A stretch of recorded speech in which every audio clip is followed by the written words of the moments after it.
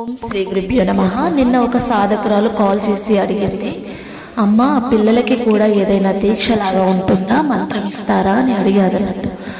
వాళ్ళకి సరిగా జ్ఞాపక శక్తి రావడం లేదు, మంచి ప్రయోజకులు కావాలి, వారికి కూడా బుద్ధి జ్ఞానము అనేది ఉండాలి. మా పిల్లలు శరీరం బాగానే ఇంప్రూవ్ అయ్యింది, కానీ వారి యొక్క మానసిక స్థితి ఎదుగుదల అనేది లేదు, మరి వాటికి కూడా ఏమైనా ఉంటాయా మీ దగ్గర అని అడిగారన్నట్టు.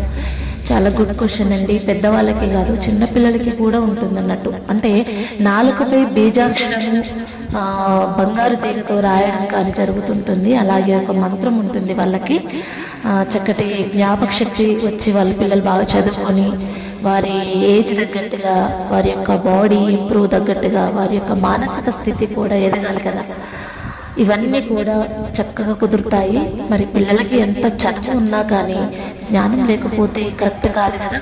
అలాగే వారికి బీజాక్షరం అనేది నాలుకపై రాయడం అనేది జరుగుతుంది.